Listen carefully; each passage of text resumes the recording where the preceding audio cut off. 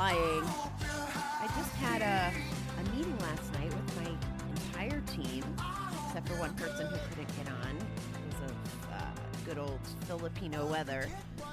And I'll tell you, it reminds me not only in work, but also in recovery. We can't do this shit alone.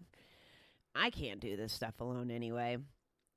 And the other thing that I find interesting, well, aside from how well teamwork works and having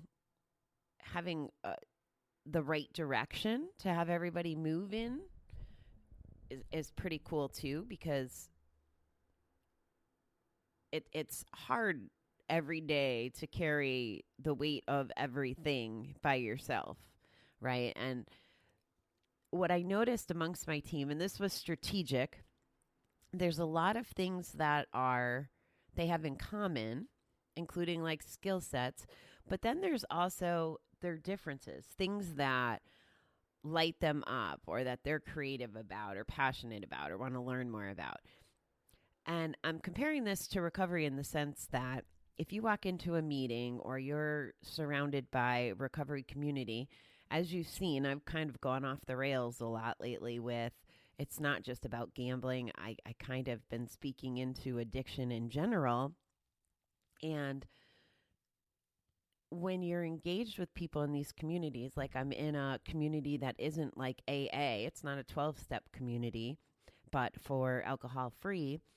And the things I learned there come from a different place and different people with different experiences and skills, for lack of a better word, which helps me arm my toolbox a little more for my recovery stuff. But I have to be willing, obviously, to listen and learn and be around. And this is kind of what's happening in my team, but also for me.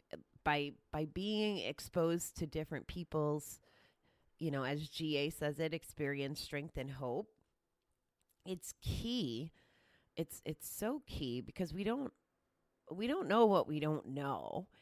And the voices in our head, as a general rule, are not all that positive and don't want to give us the solutions for a healthier life more often than not, especially if the addiction is winning in your mind. So I just find this a notable point because I really enjoyed seeing the unity amongst, a dozen, 15 people last night that were all different but all the same. And that's kind of how I feel about being in the recovery space is we're all different but we're all the same. So what do we got today? December 7th, Edward Bulwer Lytton. The easiest person to deceive is oneself. Telling people how we feel is honesty. But when someone says, I told my wife all her faults because the program said I should be honest, this is not at all in accord with our program. Sometimes we may twist the meaning of words, of the steps or the slogans in order to hurt or manipulate someone. Oy. We may not even realize we're doing it. But this is working against the program and it won't help us stay sober or free from bets. When we work our program in the spirit of fellowship and honesty, we don't need to resort to taking someone else's inventory. It takes fearless honesty to keep us in the path of recovery, and we need to help others and our higher power to recognize when we're avoiding responsibility. As we come to believe in ourselves more, it is easier and more natural to be genuinely honest. In time, we can own our defects and focus on ourselves rather than others. One day at a time, with the help of higher power, we will find a new, honest life. Today, let me focus on my own changes. I like this reading. I know, I say that about a lot of readings. What pops in my head, this is such a pain point for me, whether it's at my center group or if it's GA or whatever it is. Here's what I've seen happen, and I've been guilty of myself, depending on what stage of my recovery. And I'm still there's times that, I'm lucky because I have you guys to talk to about my opinions, right? When it comes to other people and when I don't think they're acting in according to the program, I use it as examples for all of us to learn. It's not really judgment. It's actually more empathy and compassion because I don't know that they're doing the work or they're doing the healing, which can be unfortunate when they act in such ways. So some of the examples that I've seen this year, especially this year, but it happened in the past, is in our environment at the center called the Thread. So it's a WhatsApp group, and I don't know, there's maybe 30 or 40 of us that are in the group. However, it's maybe the same 5 that post daily, maybe the same 10 to 15 that post regularly. And a lot of the other ones, maybe they're lurking, maybe they're not. But it didn't used to be this way. It used to be a really healthy, robust group where everybody was engaged and there was all kinds of fun stuff and conversation about, how our lives were moving forward and recovery stuff. And if someone needed to reach out, they could do that as well. There's a lot of different value that came up. Then what started happening, and I'm sure that you've probably at least seen this if you haven't experienced it, hot topics come up. And that could be COVID, that could be politics, that could be how to do recovery. And people are very passionate. And this is where I kind of struggle. I'm cool with everybody being passionate about their beliefs. I think the waters get a little gray when you're in a recovery environment. Maybe politics and COVID don't have a place there. However, if those are the things impacting your life and your life is about recovery and trying to stay well, then they absolutely have a piece in it. So what's the difference in a recovery conversation around these things and a not recovery? And this is not me taking other people's inventory right now. I'm just sharing my perspective and giving you some thought because you're going to come across these people. They're everywhere. And in our group, we had 3 really, really outspoken people. And then there's another one that's a little bit more outspoken, but he's passive aggressive. So he thinks he's doing it in a recovery fashion, but he's actually striking nerves and he doesn't even know he's doing it. And that's just, he'll discover that on his time. He's a smart guy and he's very self-aware and he'll figure it out. But then there's these 2 especially that go back and forth, or we're going back and forth. And to be honest, I don't even remember what the topics were specifically. Religion's another one that gets in there. So instead of having respectful opinions or how it's impacting us, like keeping it recovery based, it becomes a matter of who's right, who can write the more powerful text, whose voice is the loudest. And honestly, that doesn't make you right just because you have the last word or you're the loudest. It actually, as an outsider looking in, again, with no judgment, it makes me think that you're not working your recovery if you have to be the loudest voice. It's not for me to say, but if you're listening, maybe you're one of the louder voices, maybe you're one of the innocent bystanders, whatever that looks like.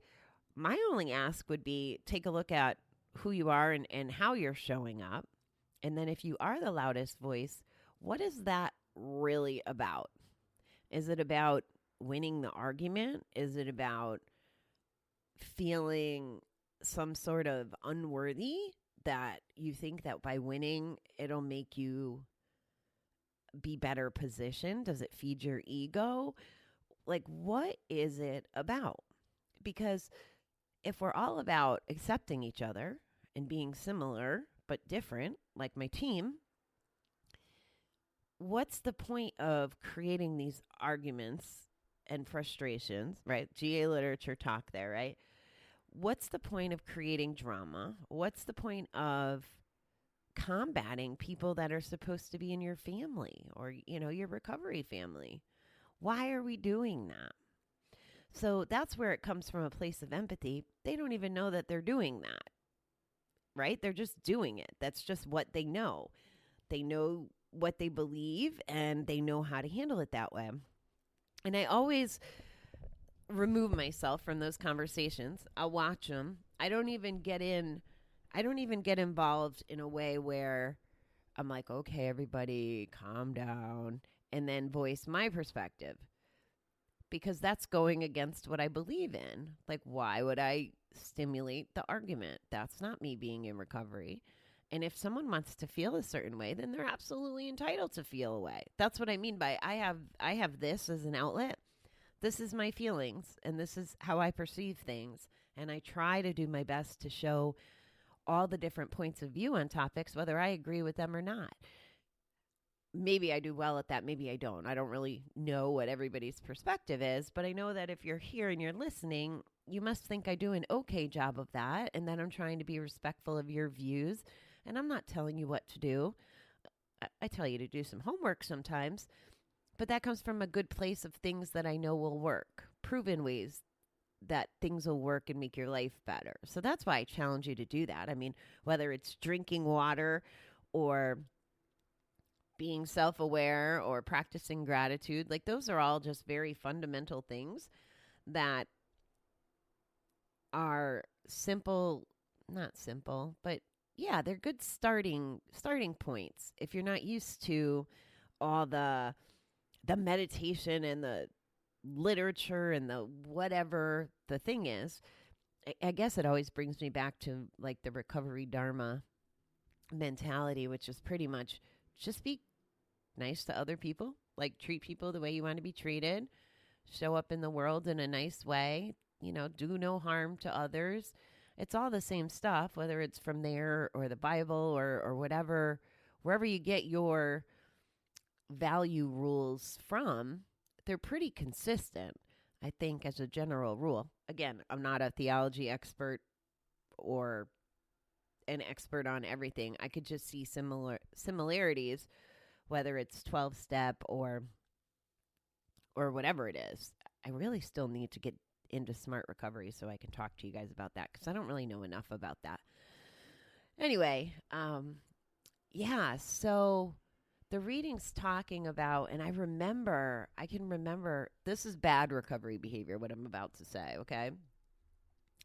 I can remember being in a group, and I can't even think of a specific example of when I did this, but I know I've done this before because it was having my addictude on. Maybe I'm in a GA meeting, and maybe I don't like what someone has to say, or I think that they're not working their recovery. Old Bobby would either call them out, call bullshit on them in group. Sometimes people need to hear that to get them thinking. It's not really my style anymore. Or maybe I do it, but I don't do it in a way that's about me having to be right. It definitely comes from love and kindness, but generally I keep my mouth shut a little bit more unless someone asks me. But let's say they shared, and I know that what they're doing is completely not going to work in their recovery. Instead of addressing them or leaving it be, I know there's been times, we get out of the meeting and then I talk to a different person that wasn't even involved. Oh, geez, can't you see they're going to relapse and like that's not recovery behavior. When I was at that work event a few years ago where I drank too much and was on the bus and all that stuff, it ruined a friendship. And here is why I don't think the friendship was valid. There was someone that wasn't even at the event who was my friend for many, many years. Like, I did the flowers to her wedding. I've slept at her house. I mean, we were friends. And she wasn't on the bus. Someone texted her about me having too much to drink. And then she went to two of my other closest friends and said, I'm worried about Bobby or blah, blah, blah. I don't even know what she said, right? Well, if she was worried about me and was worried about protecting me, say, or looking out for me, why would she not have just come to me? And that was a pain point for me. And honestly, it's never been the same. Now, I don't know if she knows I feel this way or not. I know she can see that our relationship is not the same. I'm not spending time with them. I'm not as engaged. But I don't need someone like that in my space either. If you're not going to treat me kind or do something from a genuine place, I don't think her place was she was worried about me at all. I think her place was it was some drama and gossip. That's my personal opinion. Now, I don't know because I'm not going to broach it with her because I don't know exactly what she said. And quite honestly, why would I bother? Why would I go looking for conflict or drama or dissension? Is that the right word? Dissension? What's the point of that? If I was still wanting to gamble, the point of that would be I want to go stir shit up so then I have an excuse to gamble. But I don't want to gamble. So why am I going to go do that to myself? To just create these feelings that aren't any fun, that don't serve me.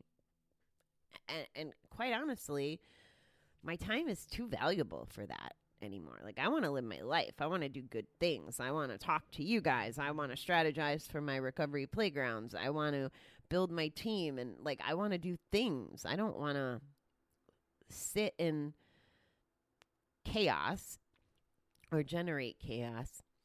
So I got off the rails a little bit.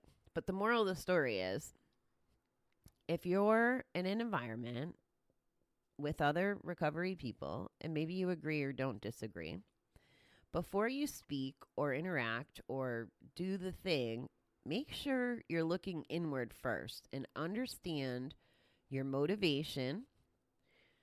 Why do you want to say something? Is it about something that, what do they call it, projecting? Is it because you don't want to address some of your own shit? Or is it because you really want to be helpful? And if you're going to be helpful, how are you going to really be helpful? Are you going to talk to them till all hours in the night on the phone? Are you going to give them resources? What does that look like? Are you judging them? Are you judging yourself? Does it hit too close to home, whatever it is? Is it about being right? Like, ask yourself those questions. Like, let's just be good humans, whether we're recovering or not, right? Everybody could be good humans and treat each other well instead of judgment and drama. Drama, I guess, is my word for the day. I don't like drama anymore. I think there was a time I did like drama, but I don't like drama anymore. Yeah, that's what I got out of the reading. Could you tell? Don't take someone else's inventory. Just do you. Worry about you. And until you're completely whole and perfect and all that, you probably have enough work to do on yourself that you don't need to worry about doing work for someone else. That's the deal. That's what I think. And I hope you can see some perspective around that. Whether you agree or not, it's okay. You don't have to agree. I'm okay with that too. Maybe someday you will, or maybe someday you won't. Who knows? All right, beautiful people. I'm going to go try to kick this Monday's butt. Lots to do, fun stuff. I'm not feeling it this morning, so I have to get myself reset before my meetings. And I just really, I can't wait to see what it's like to actually be working for myself and not feel like I'm working all the time. That will be a fun transition if I ever get there. All right, beautiful people. Have a great day. I will talk to you tomorrow.